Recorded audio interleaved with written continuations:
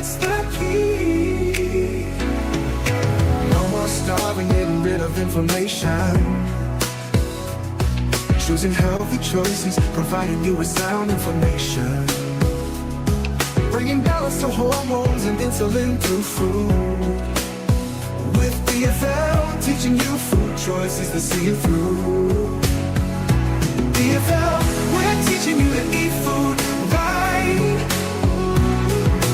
Teaching you to pair food with each bite.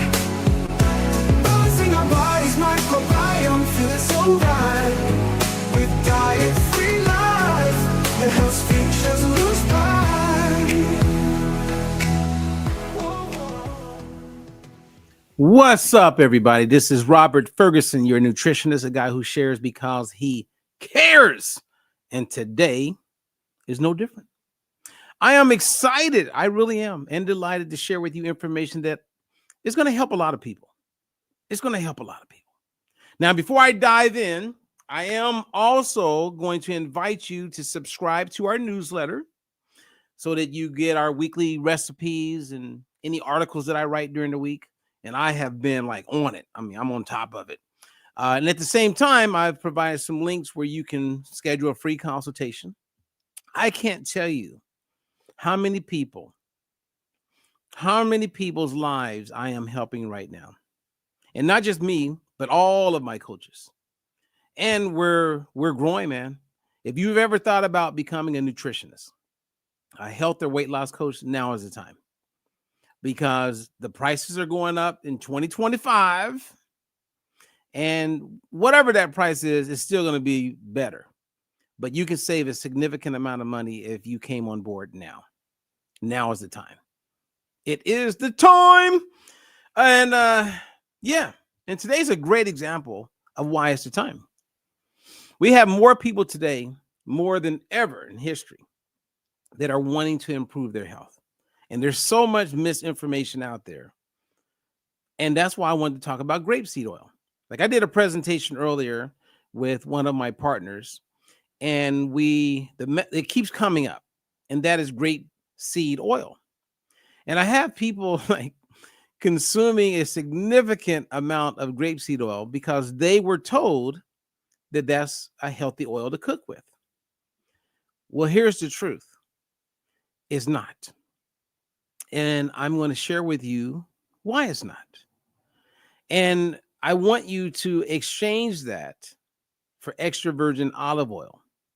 And I know there's a whole bunch of people that have shared things about extra virgin olive oil that maybe you've heard and you're like, well, I don't want to do that because I heard, like one of the things I keep hearing is that extra virgin olive oil, when you heat it up to a certain amount of like a temperature, like smoke temperature, you probably heard of that it converts it over to become like a trans fat. That is not true. Extra virgin olive oil is the most stable oil you could be using right now to cook with. That's not my opinion. I've looked at multiple toxicology reports, not just in America, but in Norway, as well as in Germany. They all agree that extra virgin olive oil is a stable oil to cook with. That's what I use at home. When I stir fry some food for my babies, my daughters, I'm not going to give them grapeseed oil that causes inflammation, that is very high in linoleic acid, that has all of these negative attributes to it. No, not at all, because I love my kids. And I know you love your kids and you love your health. So everything I'm sharing with you is substantiated. And I'm going to show you some graphs today, but I want to pull up something that I was looking at. I was like, you know what? I want to share this information. And that is, if you took 1 tablespoon of grapeseed oil, take a wild guess how many seeds are necessary, like grape seeds. How many grape seeds would you need to make 1 tablespoon? That's 15 milliliters. 1 tablespoon of grapeseed oil. So before I share that with you, take just a wild guess. How many grape seeds would you need to make Just 1 tablespoon of grapeseed oil. Anybody want to guess? Come on, somebody. Okay, come on, Sandy. Take a wild guess. Sandy's there live. Take a wild guess. To make just a tablespoon, not a bottle, but a tablespoon. Okay, Sandy says 1,000. So it's not 1,000. But hey, that's not a bad guess. 200 to 500 grape seeds just to make 1 tablespoon. That already would throw me off, because if you just look at evolution, there's no way you would be eating 200 grape seeds. And people are cooking with this stuff. So what's my concern with grape seeds? It's very high in linoleic acid.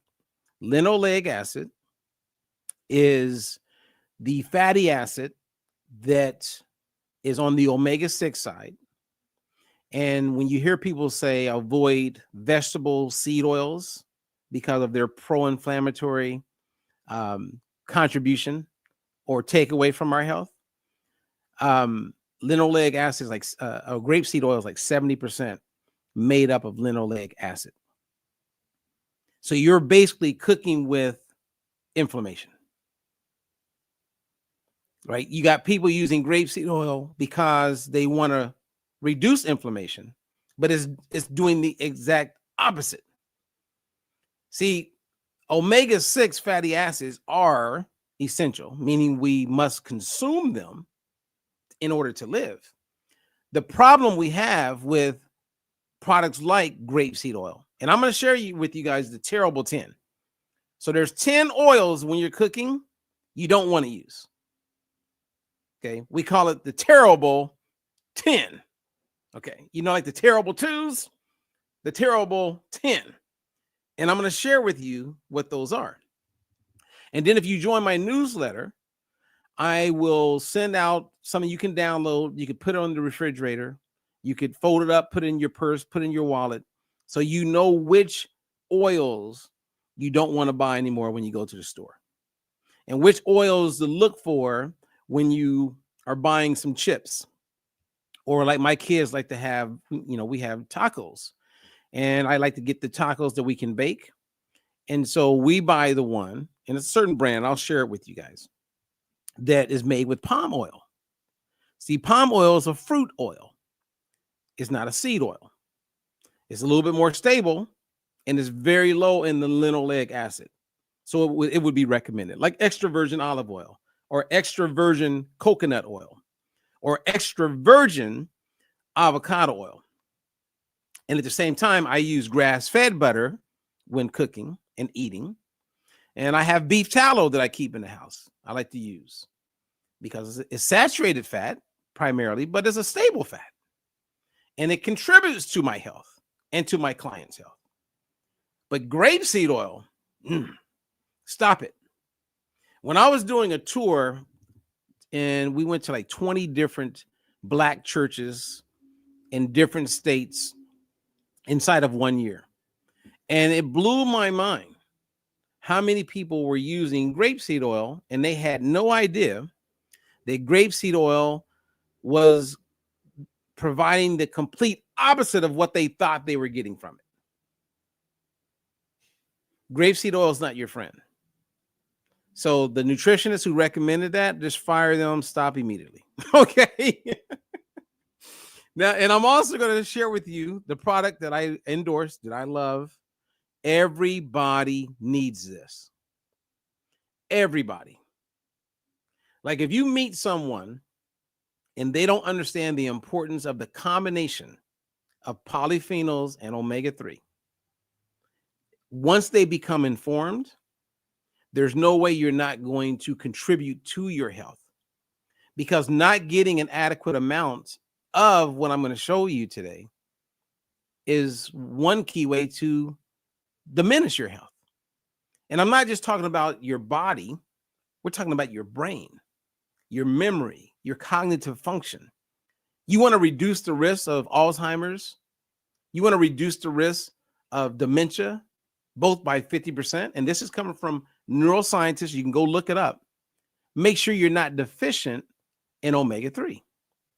Well, how do you know if you're deficient or not? You can take a test. Red blood cell test right at home, and then you'll know. And then the cool part is that when you use the product for 120 days, which is the life cycle of a red blood cell, right? The membrane, plus or minus 20 days, then you'll get another test for free, and then you can find out. If I had an autistic kid, knowing what I know about nutrition, there's no way they would not be using this product. If I cared about my heart health or inflammation, there's no way. So anyone who don't see the value in this, in what I'm sharing with you right now, they don't see the value because they don't have the knowledge. They're ignorant. They're uninformed. They just don't know. It's the same as grapeseed oil. The woman at home cooking with grapeseed oil, believing she's doing something healthy for herself and her family, is actually adding more harm to her family. You can't make this stuff up. And when you look at it and become even more informed, I'll show you something. This is not grapeseed oil, but it's in the same family. Soybean oil. The number one consumed edible oil in the world is soybean oil. And you're thinking, I don't even buy soybean oil. It's in everything. It's a cheap oil. It's pro-inflammatory, and it doesn't even have more linoleic acid than grapeseed oil. So we could argue, knowing the damage of soybean oil, grapeseed oil has the potential for even more damage. You cannot make this stuff up, you guys. We must become informed. Otherwise, we fall prey to the negatives. And as of today, those of you who are catching me live or you're catching a replay, my goal is that you become more informed. And if you want to read articles and see references or look at citations to support everything that I'm sharing, I always make those things available in any article that I write. So I'm going to write a complete article on grapeseed oil, and I'm going to substantiate it just so you have more information and more power. And for those of you who go to church and you know a lot of people that may be using grapeseed oil, please share any article that I write about it. Please send that to them. Don't keep important information like this a secret. You want to share with other people. Now, with this graphic that you see, this goes back to 1909. And as you can see, every year we're consuming more and more and more and more and more soybean oil. That's happening the same with grapeseed oil. These seed oils are a problem. Again, if it takes 200 to 500 grape seeds to make a table, that's a problem right there. Because we were never designed to consume that much concentrated amount of grape seeds. And then the process that it goes through to make the oil that looks beautiful in the bottle, by the time it even gets to the table, by the time we have it in our grocery cart, it's already something that is damaging.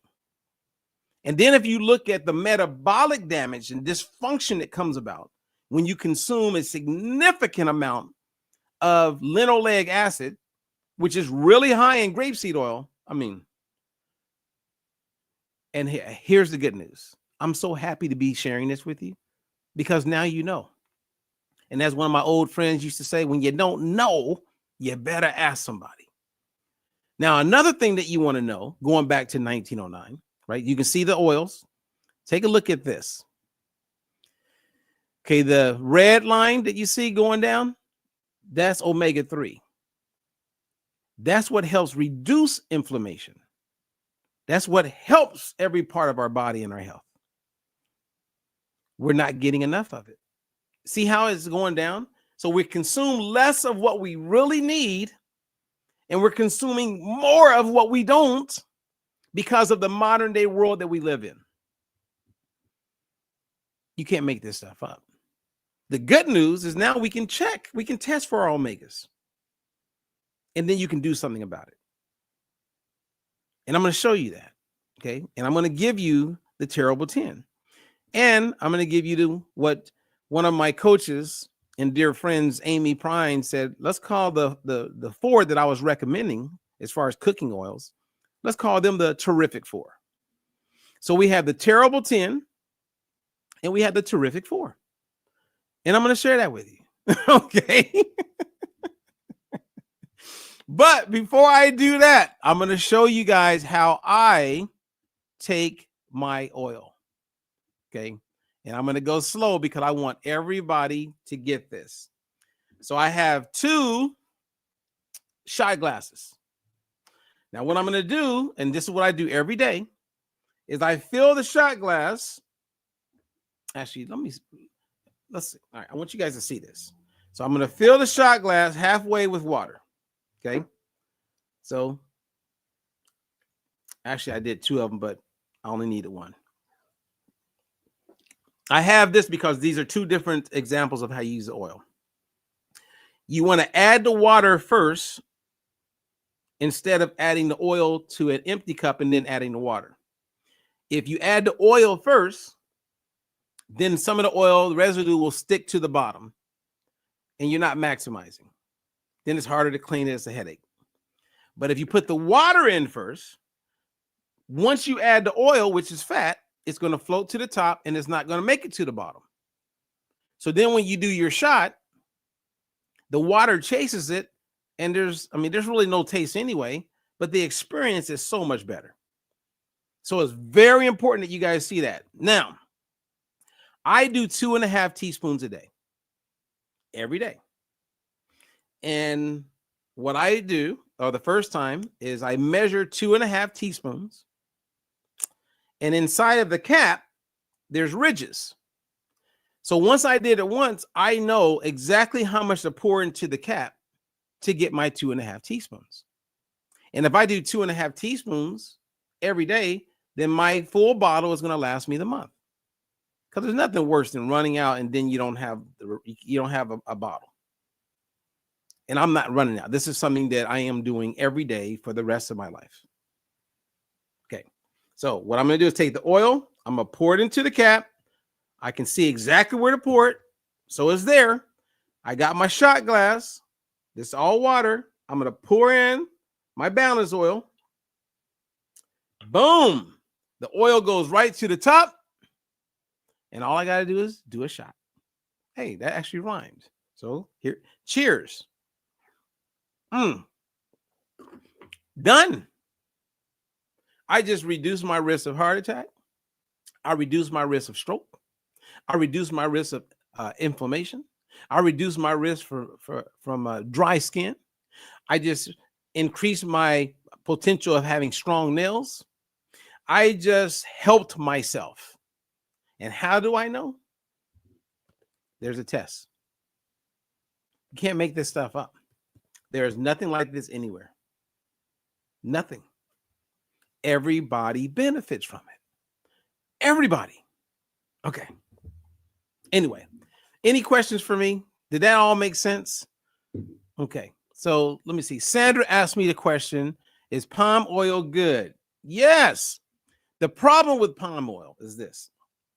Because at one point in my life, I was a vegan and I'm still all about the environment. And I love orangutans. And in some countries, especially like in the Amazon, where they get palm oil, they are demolishing, a whole bunch of these trees and running the orangutans out. And a lot of people believe we're losing orangutans. I don't want to be killing orangutans. So for a long time, I would avoid palm oil. But now I know that there's more things in place. And so we're not harming these orangutans, or at least I hope so. And I know palm oil has been gold for years, right? If you go to Africa, they're using palm oil on everything. If I'm going to deep fry some chicken, I'm using palm oil. They've been using it forever, right? And it's a stable oil, and it doesn't have a high amount of the linoleic acid. So let me show you guys so that you can take a snapshot of this with your phone. Before I go that, Johnny says, I dilute in water in a measured shot glass. I dilute in water. Yeah. Again, I just add the water first, then the oil, and less of it gets to the bottom.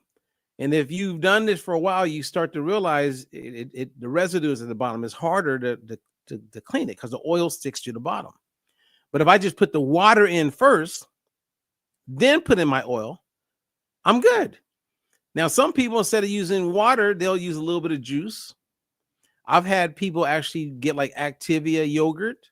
And if that's a snack for them in the morning or whenever they do it in the day, then what they'll do is they'll just take the oil, pour it into the Activia yogurt, mix it with a spoon and eat it. You don't know. Or you may have a baked potato and say, you know, I'm going to pour some on my baked potato, but I want to get all the oil. So I don't want to take a chance of putting it on my food and then don't get it. I want it, and it's gold, and it's very important to me. I mean, this is really a dream come true as far as having a test that I can make available to my clients. Game changer. Like if you're a nutritionist or a dietitian, you literally would be stupid not to make this available to your clients. Or, well, maybe I shouldn't say stupid. You're just, I mean, if you understand the importance of omega-3s, there's no way you wouldn't, there's no way you would, there's no way. That's why I'm excited, because I see the potential. If you're a health coach, you would have to be completely ignorant and then willfully ignorant because of all the talk about seed oils and how harmful they are. Like there's a lot of data out there. I mean, come on, this is the real deal. So anyway, here's what I want you guys to have. Take a look. Okay, I want you to, yeah, you can, everybody can see that pretty good. Okay, these are the terrible 10. So when cooking, you want to avoid the terrible 10. Let's make that a little bigger. Okay, so safflower oil is 75% linoleic acid. And when you look at products, right, like let's say you go look at your mayonnaise jar, look at the ingredients. Almost all mayonnaise jars, you'll see soybean oil. Then I have a lot of my clients, when we do an inventory of their supplements that they're taking, the ones who are taking vitamin D3, oftentimes the soft gels they're taking, if you look at the ingredients, they're made with soybean oil. It's like, oh my goodness. But if you don't know what to look for, then you don't know what to look for. So the goal here is to make sure that we are in a nice, healthy place. So as you can see, the 10 are the ones you want to avoid. And I used to be a little soft on peanut oil, but in reality, I got to keep it real. Go with palm oil. And you can find palm oil. So next year when you cook those turkeys, don't use peanut oil. And I have encouraged people to do that because it was better than a lot of stuff they were using. Go with palm oil and you'll be happy you did. Okay. Or if it's like one time a year and you use like a peanut oil, it's not going to kill you one time. Right. So if you rarely do use it once a year, twice a year, I think you'd be okay. The challenge is that people are using this stuff on a regular basis. Think about the woman who has been using grapeseed oil every day when she cooks food. Stir fry some vegetables, grapeseed oil. Cook a little bit of this, a little bit of that, grapeseed oil. Substitute certain oils using grapeseed oil. She's saturating her body with inflammation and wondering why certain things aren't getting better and wondering why her insulin resistance is getting worse. We want to be insulin sensitive. And according to Tufts University, okay, and before that, Chapel Hill, North Carolina, they're saying 88 to 93% of all adults are living with some level of insulin resistance.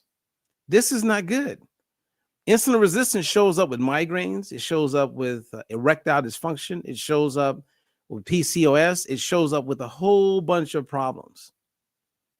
And that's why when I share this information and I go on social media and I watch people posting things and talking about health, and they don't know the importance of what I'm sharing with you right now, it makes my heart sad. Like there's people who are selling supplements with their network marketing companies that has a lot of these harmful ingredients. It's amazing. They don't know any better. It's like the blind leading the blind. And even if the company knows that they have some really not so good ingredients, they're not going to change anything because the price is right. And until they get enough pushback from the people in the organization to change, that meaning people are starting to become knowledgeable, they're not going to change. They're just going to keep it where it is. And that's why you can't just trust anybody, right? When it comes to your health, go and do your own due diligence. Go do some research and see if I'm accurate. But I take pride in the fact that I'm accurate because I do the due diligence. I work really hard.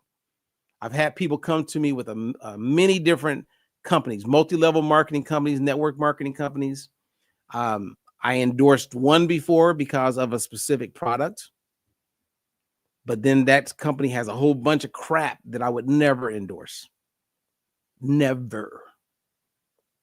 Right? But I think you can make it work. Because you could just say, hey, I don't endorse everything. I just like this one product that's legit. But even if you're selling that one legit product, you cannot talk to people about their health and not recommend getting a test and making sure you get enough polyphenols with omega-3. That's the facts. Okay. So everybody got a picture of this? Are we good? Are we good? Okay. So I'm going to go here because if someone needs me to put it back up before we say bye, of course, you can always watch the replay, rewind it, do it again. I just want everybody to be fully informed of the terrible 10. Okay. Any questions for me? No questions for me? Okay. Well, I don't have any questions for you.